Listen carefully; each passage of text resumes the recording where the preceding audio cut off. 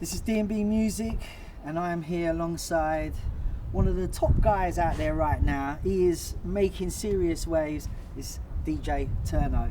What's it been like for you, sort of coming into this scene? It's been, well, to be honest, it's a dream, innit? It was a dream I had in my head. I wanted to do it from when I was about 14, when I touched a pair of decks, pretty much, and then I just went with it. I thought, this is all I want to do. I don't want to be doing a 9-to-5 job or something. I want to do this as my career, innit? So I literally saw one avenue, and that's the way I went. And it's been a long road, and it's been hard, but like, it's nothing that's not, I mean, it's got to be hard to be worth it. So, and it's just been, what I'd say to people like that do want to get involved in the scene and do think about it seriously is thinking about the whole package. It's a business at the end of the day. Obviously, you've got to enjoy what you do, but you've got to think of every angle, like marketing, like just everything in it. You're a prime example for people that are trying to get into the scene. I mean, when we first decided to do DnB Muzik, we called Turno and we said, could you do us an in the lab? Yeah. And within 2 weeks, we had an in the lab, well edited. We didn't need to send film crew, and you know, that's testament to your belief in, like, you want to showcase what you do. Yeah, definitely, man. It's important, like all them little touches, like it's really important to me, man, to do, and that's what I wanted. I wanted to kind of like make more of a, not just like me in a studio with a camera. I wanted to have a bit of jokes, just to show people a little bit more about my personality and my characteristics, and I think it's a good stage to set. Do you know what I mean? You said, like, you know, you got into you fell in love with drum and bass from an early age. What was your early influences that made you go, that's what I want to do? To be perfectly honest with you, when I was getting, like, the first tune that I really like got into was like called Pulp Fiction. Obviously everyone must know it. Alex Reese, yeah. That's my boy there. He used to be my engineer. I used to for real? That's madness, and that man. was his first solo thing on his own, you know? Really? Yeah, mad. Wow. But that's the first tune that caught my ear anyway, basically, and I was like, look, this vibe is me, basically. And then from there, it just kind of, it just went on, and I just, influence-wise, like, the DJs that were killing it for me personally when I first got into it, when they had tape packs and that, really were Andy C and Mampy Swift. Like, to be perfectly honest with you, what they used to do, and still to this day, bruv, I don't know how on actual 1210s, like triple dropping and whatever, like mixing with 3 or 4 decks, like that is a real DJ, and that is proper skill. Nowadays it is a bit more. I'm glad I come through the vinyl end, because I think that ground. Yeah, man, because nowadays it's literally, bruv, like, you know, you've got to match up 2 numbers, really, bruv. Like, that's the be all end of it. It's what you do with it. Don't be letting the secrets out. But like, it's what you do with it that makes it important. Production was a big thing that got you. You know, as I say, I'd heard of you before, but you know what it was the production that made you kind of come to the forefront in many ways. The Tidal Wave was your big tune. Yeah, I agree. And you've done, but there was other great tunes before that. I want to kind of find out a bit about you. Like, obviously you did the In the Lab thing. Tell us a bit about you and how you approach a track, and you know, what inspires you to do what you do. To be honest, I know it's probably the most cliche answer in the world, but everyone, like, just everyday life, man. And to be honest, like, I'm lucky to be playing every weekend. Like, obviously I've done it off my own back, but at the same time I'm lucky to be in demand in a sense. And obviously I don't think getting a vibe from in a rave, like, and you kind of know what works, what doesn't. You get that over time. That's just like a skill that you acquire, but you've got the right ear for it. And yeah, just clocking certain sounds, certain riffs, any kind of vibes that you know will work in a rave, and I feed off that as well. And I think, I don't know, I think depending on what kind of track you make, like for instance, the Beg Friend tune that's forthcoming on Serial Killers, like they approached me and was like, look, I want you to do something for us. And I automatically thought, okay, cool, well, they obviously like the ragga stuff, let me try something different. And I gave them the Beg Friend tune and they loved it. And for me, it kind of was a stepping stone for me, because it showed that I wasn't just a one-trick pony, you know what I mean? And I did enjoy making it, because it was like a breath of fresh air in a sense, a bit more musical, but at the same time, just back to what I originally got into drum and bass for.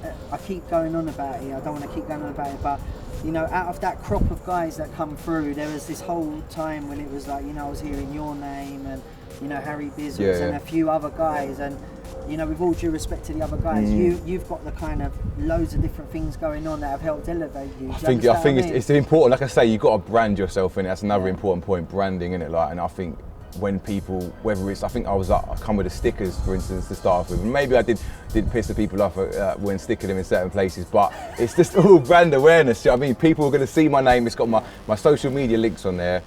And then from there, it just kind of, it's just all part and parcel of it, man. If you take it seriously, brand work, brand awareness is one of the most important things, man. Getting your brand out, people associating you with certain things, and yeah, it's so important, man. Who else have you collaborated? You've collaborated with some big guys. Yeah, do you know what? And also some guys coming through. So Yeah. nice. Who have I done recently? Like, well, we've done one with Annex. Like, and I love their work, man. Like, they're cutting edge. They've just got that new sound, man, and they're just killing it, bruv. So yeah, I did a collab with them called Godzilla.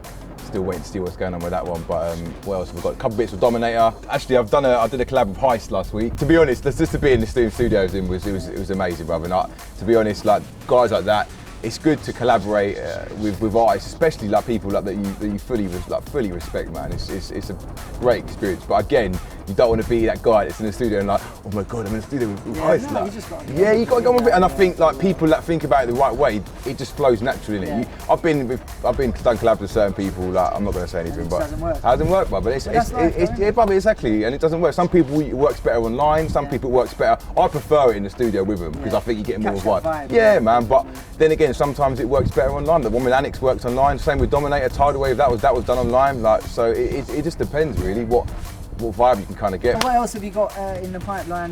Just in general, yeah? Yeah, just in general. Okay, cool. Well, obviously the Beg Friend EP, Bad Man the Beg Friend's coming out on Serial Killers. That should be out end of May, early June, sorry.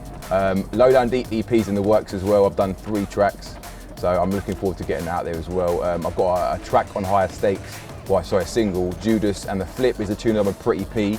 And it's quite different for me. Trust me, I've got some things coming out that you wouldn't think like that I've made them basically. And again, I'm just trying to broaden my horizons, trying to basically get to all corners of the scene in a sense. And I've even got, I don't know if I can release it, I don't know if Shots will let me, but I've got a tune with Shots, the Spider, and someone else.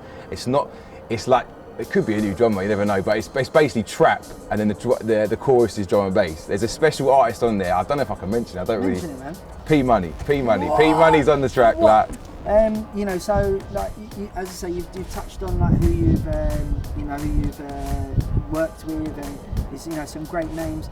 Is there what do you see yourself going in the next? You touched on you're kind of broadening yourself. Yeah. Okay. What? So you want to see what my plans are? Yeah. What are your plans? To be honest, my plans are obviously Time Is Now is my brand, and people might be a bit wary of what it might be. T-shirt on as well, just to get a little bit of promo on that. So Time Is Now. It's officially at the clothing label at the moment. Like it's going to be launched in the next month or so, and then from them I'm going to stem on to do like a label, obviously, but.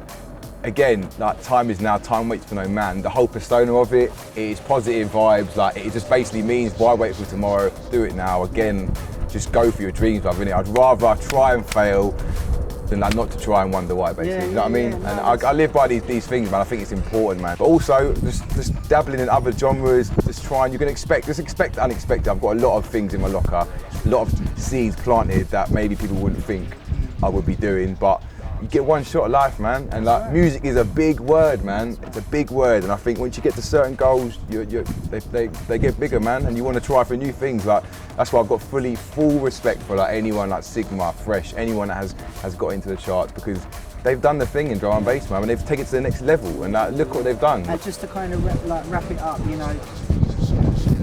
if any of you out there are aspiring DJs, producers, whatever, anything you can do to be involved in drum and bass, you need to look at someone like Turno, who's come along in the last couple of years, and he's just basically, for me, he's took everything that's around him, from the social media, the videos, laid the foundations in it, everything, and he's basically he's grabbed it all. He's not just gone, I don't know how to do that, I'm not going to do it. He's actually took a bit of everything.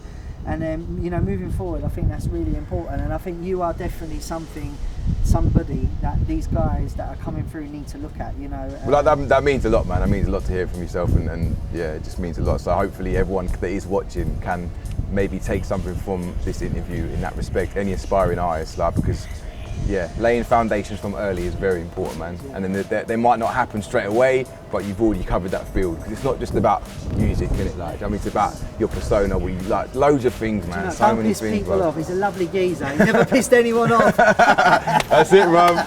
Humble till you die, man. Stay humble, right? Listen, this is DJ Fantasy with Mr. DJ Turno, and you know what? This is DnBmuzik.com.